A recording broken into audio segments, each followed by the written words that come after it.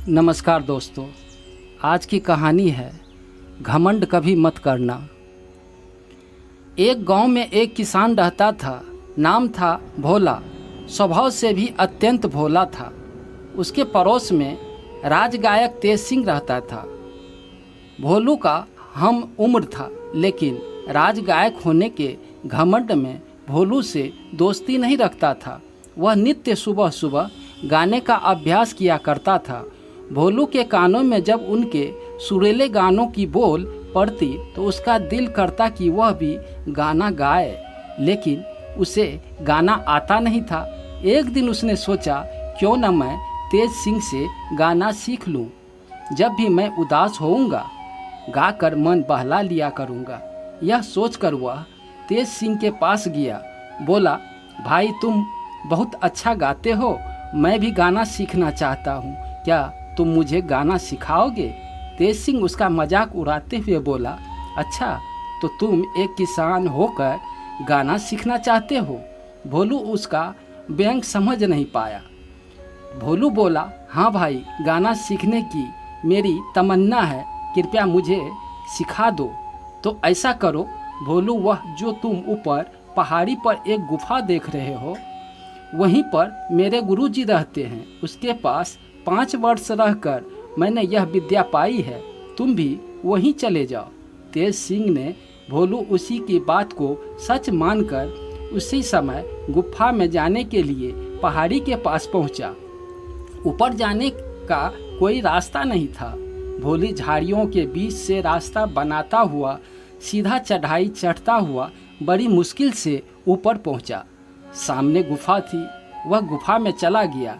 चारों तरफ अंधकार फैला हुआ था, कुछ दिखाई नहीं दे रहा था। भोलू आवाज़ लगाने लगा, गुरुजी गुरुजी। भोलू ने बार बार आवाज़ लगाई, लेकिन गुफा में से कोई नहीं बोला। भोलू परेशान हो गया। उसने फिर आवाज़ लगाई, कोई है जो मुझे गाना सिखाएगा? तभी अचानक गुफा में से एक रोशनी फैल गई। यह देखकर भोला बहुत ही आश्चर्यचकित हो उठा और उसने यह भी देखा कि सफ़ेद रंग के वस्त्र पहने और हाथ में बीना लिए एक दिव्य स्त्री उनके सामने खड़ी है। भोलू से कुछ बोलने नहीं पाना। तब वह स्त्री पूछने लगी कि कौन हो तुम, यहाँ कैसे आए हो? भोलू बोला, जी मेरा नाम भोलू है, मैं नीचे गांव में रहता हूँ, मैं गाना सीखना चाहता हूँ, इसलिए यहाँ आया हूँ। भोलू हकलाते हुए बोला, लेकिन गाना सीखने के लिए तुम्हें यहाँ किसने भेजा है? वह स्त्री पूछने लगी, मेरा पड़ोस में मित्र तेज सिंह राजगायक है, उसने मुझे बताया कि इस गुफा में उसके गुरुजी रहते हैं, जिनसे उसने संगीत विद्या सीखी है, उसी ने मुझे यहाँ भेजा है। भोलू ने डरते डरते उत्तर दिया। वह स्त्री बोली, अच्छा तुम्हारे मित्र ने तुम्हें गाना सीखने के लिए यहाँ भेजा है? भोलू ने बोला, जी हाँ, लेकिन आप कौन? गुरुजी कहा। हिम्मत जुटाकर भोलू ने पूछा, तुम मुझे ही अपना गुरु समझ लो, मैं तुम्हें गाना सिखाऊंगी। वह स्त्री बोली, तो आप संगीत की देवी हैं, मेरा प्रणाम स्वीकार करें। ऐसा कहकर भोलू उस स्त्री के चरणों में झुक गया। देवी ने उसे आशीर्वाद दिया। फिर भोलू को लेकर अंदर एक विशाल कक्ष में जा पहुंची। वहां बहुत से व्यक्ति बैठे हुए थे। कोई बीना बजा रहा था तो कोई इकतारा, कोई गाने का अभ्यास कर रहा था। देवी बोली, भोलू तुम यहाँ बैठ जाओ और इन सब के गाते बजाते देखे। यह कहकर देवी दूसरे कक्ष में चली गई। भोलू अब प्रतिदिन वहाँ जाने लगा।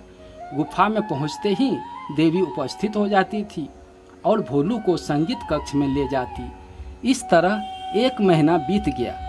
अगले दिन जब भोलू गुफा में आया तो देवी भोलू के सर पर हाथ रखकर बोली, भोलू तुम्हारी शिक्षा पूरी हुई, अब तुम अच्छे गायक बन गए हो, अब तुम्हारे यहाँ आने की कोई ज़रूरत नहीं है। भोलू बोला, लेकिन देवी मेरे मित्र को तो 5 वर्ष गाना सीखने में लग गया, फिर मुझे इतनी जल्दी कैसे आ जाएगी? भोलू, जो मन के अच्छे होते हैं वे केवल परिश्रम करते हैं, फल की तरफ ध्यान नहीं देते हैं। इसलिए उन्हें हर विद्या का ज्ञान शीघ्र प्राप्त हो जाता है। मैंने 1 माह में तुम्हें हर तरह से परख लिया है, तुम एक अच्छे गायक बन चुके हो। यह कहकर देवी अंतर्ध्यान हो गई। गुफा में अंधकार छा गया। भोलू गुफा से बाहर आ गया। अपनी आवाज़ को परखने के लिए गुनगुनाने लगा। उसे लगा कि वह अच्छा गा रहा है। इसका हौसला बढ़ा। वह खुलकर गाने लगा। गाते गाते वह अपने घर जा पहुंचा। राजगायक तेज सिंह उस समय घर पर ही था। उसे भोलू के गाने की आवाज़ सुनाई पड़ी। सोचने लगा, इतना सुरीला स्वर इस गांव में भला किसका हो सकता है। वह घर के बाहर निकला। क्या देखता है कि यह तो भोलू गा रहा है। वह हैरान रह गया। भोलू की नज़र में भी तेज सिंह की नज़र पड़ी। वह दौड़कर आया और तेज सिंह के पैरों पर गिर पड़ा। तेज सिंह हड़बड़ा गया। पूछने लगा, भोलू क्या हुआ? मित्र, मैं तुम्हारा बहुत आभारी हूँ। तुमने मुझे ऐसी जगह बताई जहाँ मैं 1 महीने में ही गाना सीख लिया। भोलू विनम्रता से बोला। तेज सिंह कुछ समझा नहीं। वह तो भोलू को बुद्धू बनाकर उस बात को भूल चुका था। हैरानी से पूछने लगा, तो मैंने तुम्हें कौन सी जगह भेजा था? अरे भूल गए, तुम सामने वाली पहाड़ी पर गुफा के बाद तुम्ही ने तो बताई थी। भोलू उसे याद दिलाते हुए बोला। तेज सिंह को अब सारी बात याद आ गई और बोला, अच्छा, तो तुमने गाना सीख लिया है हमारे गुरुजी से? भोलू बोला, मित्र, वहाँ गुरुजी तो नहीं थे, लेकिन एक देवी थी, उन्होंने ही मुझे गाना सिखाया। तेज सिंह मन ही मन जल भून गया। उसने तो वहाँ की गुफाओं की बात की थी, लेकिन यह तो वहीं से गाना सीख के आया, वह भी इतना अच्छा। वह कुछ बोलता नहीं और अपने घर के अंदर चला गया। अब भोलू प्रतिदिन सुबह अभ्यास करने लगा। तेज सिंह को उसकी मधुर आवाज़ के आगे अपनी आवाज़ फीकी लगने लगी। उसने लगा कि यदि भोलू कहीं राज के पास पहुंच गया तो राजा उसे राजगायक बना देंगे। उसने सोचा, क्यों न मैं ही अगली सुबह जाकर देवी का आशीर्वाद ले लूँगा। यह सोचकर वह पहाड़ी की ओर चल दिया। ऊपर गुफा में पहुंचकर तेज सिंह ने आवाज़ लगाई, संगीत की देवी, मैं गाना सीखना चाहता हूँ। देवी प्रकट हो गई। पूछने लगी, कौन हो तुम? मेरा नाम तेज सिंह है। मेरे पड़ोस मित्र भोलू ने मुझे यहाँ भेजा है। वैसे तो राजगायक हूँ, लेकिन मैं भी अपने गाने में भोलू जैसा मधुरता लाना चाहता हूँ। आप मेरी आवाज़ को भी वैसे ही मीठी बना दीजिए। तेज सिंह जल्दी से बोला। देवी समझ गई कि तेज सिंह वही है जिसने भोलू को धोखा दिया था।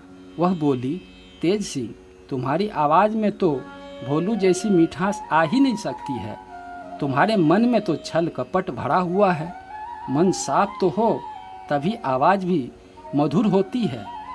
तुम्हें तो भोलू को धोखा देने के अपराध में दंड देती हूँ कि जो संगीत तुमने इतने वर्षों लगाकर मेहनत से सीखा वह भी तुम भूल जाओगे। यह कहकर देवी अदृश्य हो गई। तेज सिंह घबरा कर गुफा से बाहर आ गया। उसने गला खराश खराश कर गाना चाहा, लेकिन यह क्या, उसने गाया ही नहीं। एकदम बेसुरा आवाज़ निकल रही थी। वह रोता हुआ भोलू के पास पहुंचा। उसे सारी बात बताई। बोला, भोलू, मैं अपने किए पर बहुत शर्मिंदा हूँ, कृपया मुझे माफ़ कर दो। भोलू बोला, अरे दोस्त, मैं कैसी माफ़ी हम चल कर देवी से मांगते हैं। वह बहुत दयालु है, अवश्य माफ़ कर देगी। चलो उठो, वहीं चलते हैं।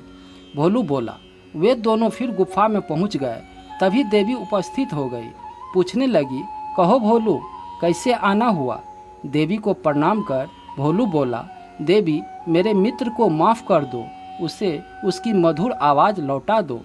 लेकिन भोलू, इसने तो तुम्हें बुद्धू बनाया। देवी बोली, अब यह अपने किए पर पछतावा कर रहा है। भोलू बोला, अच्छा, तुम कहते हो तो मैं इसकी आवाज़ वापस कर देती हूँ। यह कहते हुए देवी ने तेज सिंह के सर पर हाथ रखकर बोली, तेज सिंह, विद्या बांटने से बढ़ती है, छिपाने से और धोखा देने से घटती है। यह बात हमेशा याद रखना। तेज सिंह ने बोला, जी। कहते हुए तेज सिंह देवी के चरणों में झुक गया। दोनों मित्र गुफा से बाहर आके तेज सिंह गाने लगा। अब उसकी आवाज़ अत्यंत सुरीली हो चुकी थी। वह बहुत खुश हुआ। भोला से बोला, भोला, तुम्हारे कारण मेरी आवाज़ मुझे वापस मिल गई है। मैं तुम्हारा एहसान मंद हूँ। मैं तुम्हें कल ही राज दरबार में ले जाऊँगा। अब तुम राज गायक बनकर मान सम्मान पाना, मैं कहीं और चला जाऊँगा। भोलू बोला, मित्र, मैंने राज गायक बनने के लिए गाना नहीं सीखा। मैं तो केवल अपने मन की खुशी के लिए गाना सीखना चाहता था। मैं तो एक किसान हूँ। खेती बाड़ी ही मेरी मन रमता है। राज गायक तो तुम ही हो और तुम ही रहोगे।